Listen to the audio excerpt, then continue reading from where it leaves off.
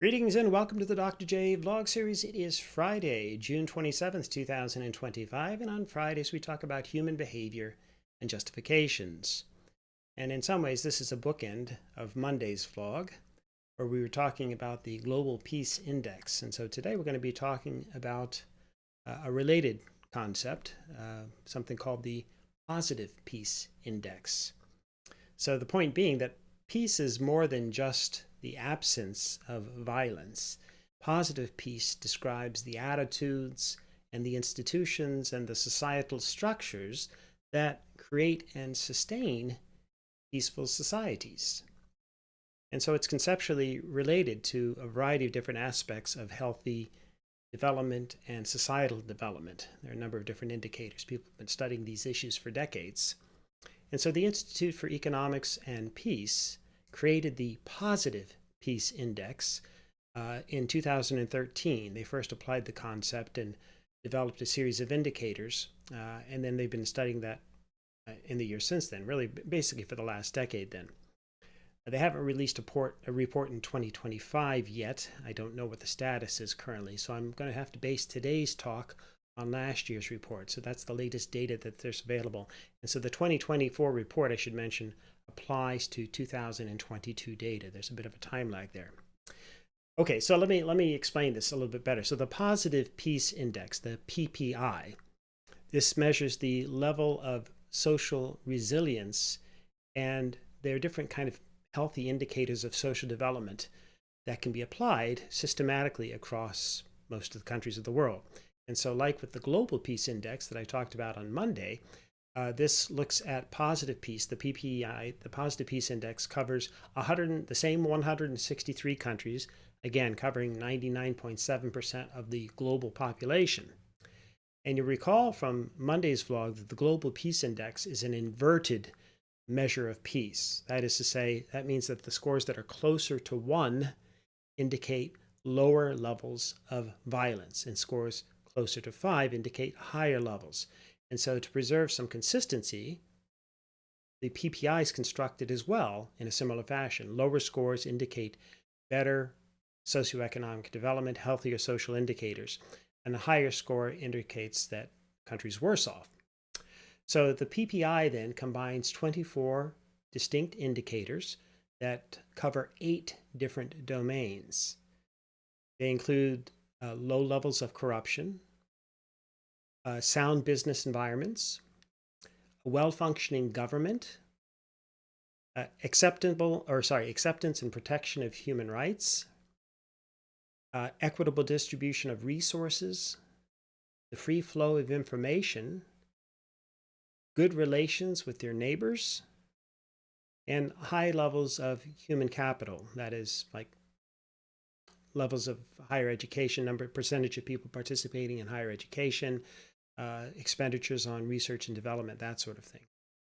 And so overall, they've been able to look at this now from 2013 through 2022. Like I said, the latest research or report has not yet been released. And the good news is over that first decade, more countries have improved in terms of positive peace than have declined. So 108 of the 163 countries registered improvements, and 55, by comparison, registered declines. The improvements were mainly driven by improvements in the following positive peace pillars. That is the free flow of information. That's where we've seen the greatest improvements overall in the aggregate. But also we've seen aggregate improvements in the equitable distribution of resources, the acceptance of rights of others, and higher levels of human capital. So those are all good things. However, the 3 pillars that have declined overall since 2013 include good relations with neighbors, well-functioning governments, and low levels of corruption. That may resonate or strike closer to home for some of you. These are things that we really need to be paying attention to, I think. Okay, so again, the global PPI improved, though, every year from 2013 to 2019. So things were heading in the right direction, generally speaking, in the 2010s, and then experienced a noticeable decline in 2020, primarily, of course, attributed to COVID-19 and the global economic downturn that resulted from all of the different changes, the sheltering in place, the shutting of businesses, all the pandemic-related policy issues that we had to deal with. And so the global PPI has not yet, or at least as of through 2022, recovered to the pre-pandemic levels. All right, so I know you're interested in the countries and the rankings and so forth, so let's change up the view and let's have ourselves a look. So again, these are the top 20 countries in terms of their ranking on the PPI. And so anything, as I say, you're sort of aspiring to get closer to 1. And the PPI, there's some obviously connection and correlation with the Global Peace Index, but the Positive Peace Index is slightly different again, and it's certainly comprised of different measures. But you'll see then that the number 1 ranked country in the world in 2022 was Finland. And so their overall PPI was 1.438. You'll see there on the chart the axis, the y-axis there, the actual numeric scores out to 3 decimals. But of course, you know, that's really fine-grained, and you're not going to really notice huge differences on a chart like this. But and the countries, quite frankly, aren't that radically different in terms of their overall scores. But yeah, so Finland's ranked number 1, Denmark number 2, Norway 3, Sweden 4, Switzerland number 5. There's your top 5. If you're in Canada, like I am, you'll see we're in at 12. That's kind of where we've been the whole time, or right around there. And then it drops down to the number 19 is South Korea at 1.969, and the UK, United Kingdom's 20th at 1.977. So basically, anything under 2 is pretty good, but you really want to get close to 1.5 if you want to be a top-ranked contender, if you will. The United States, in case you're interested, is ranked 27th overall, so that's not too bad. Just misses obviously the top 20 and has a score of 2.181. Unfortunately, this is actually the lowest ranking the U.S. has had thus far, so they're sort of in the aggregate heading slightly in the wrong direction, shall we say. The countries at the bottom have scores that are dramatically worse, as you might imagine, and they're really quite disastrous. And it really borders, these are the countries that sort of border on what we sometimes describe as failed states, or at least they're on the border, shall we say. And so these include Sudan. So their overall score is 4.062. And by the way, all of these, the bottom 10, or actually I think it's 11, are all have PPI rankings of 4 or greater. So that's really horrific by comparison. Equatorial Guinea, then Afghanistan at 4.128, Eritrea, Syria, Congo, Kinshasa, Chad, Central African Republic, Somalia, Yemen, and South Sudan at the very bottom at 4.4. So no, I'm not planning holidays in any of those particular countries, but understand that there are obviously real implications in terms of your country's positive peace ranking. Okay, so for example, the Positive Peace Index can be used to select portfolios of countries that consistently outperform the global GDP growth. Okay, so in other words, from 2009 to 2022, the per capita GDP of countries that improved in the PPI grew twice as fast as those that deteriorated. So that's a positive sign. On average, a one index point improvement in PPI score is associated with a 5 to 10-fold rise in GDP per capita. Now that's quite a significant, on this particular scaling metric, that's quite a significant rise. But it is something that certainly, if you're at the low end of the spectrum, you can certainly aspire to. And there are big changes that can happen in terms of structures and institutions that can make huge differences. In addition, inflation rates in countries where positive peace deteriorated were at least twice as volatile as countries where it improved. So again, this tells us something in the aggregate in terms of directions we want to be heading. From 2009 to 2022, household consumption in countries where the positive peace improved grew 2 times faster, again, than as compared with where it deteriorated. And then again, countries where positive peace improved outperformed the countries where it deteriorated in terms of the growth of value added to key sectors of the economy, like industry, services, and even agriculture.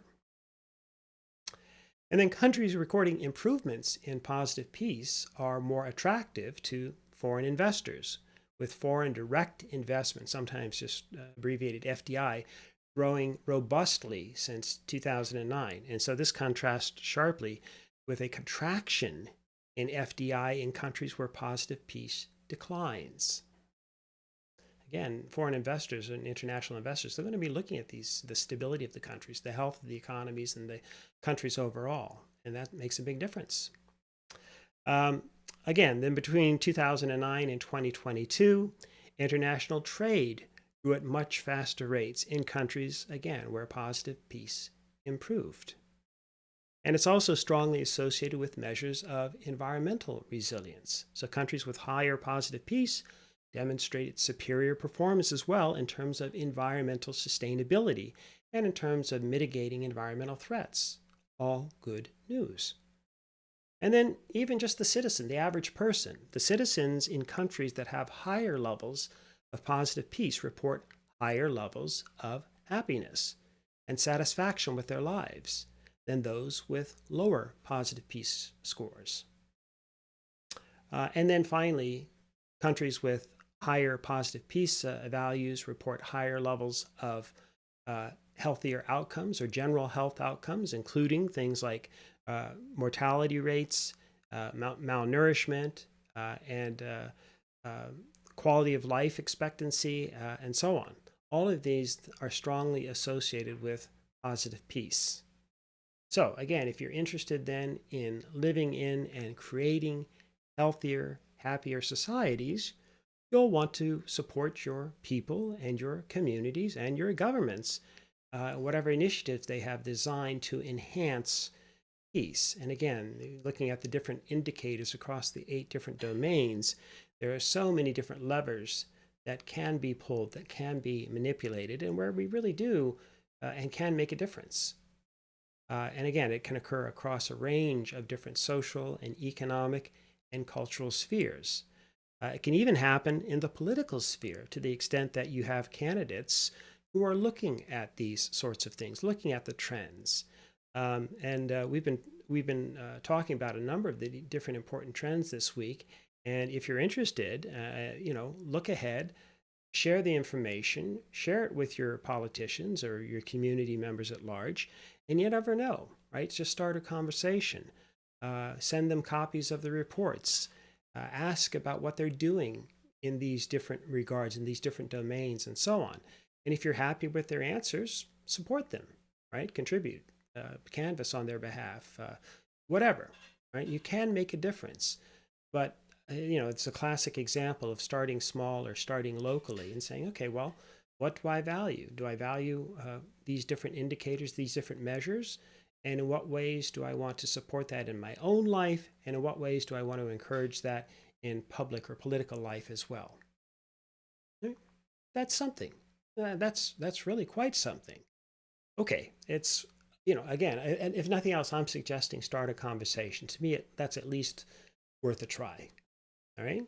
And yeah, I kind of do these little things all the time. And I don't know that it makes a big difference, but I'll contact a local representative or I'll let them know about something that I've discovered. And if they want more information or they want to have a conversation, great.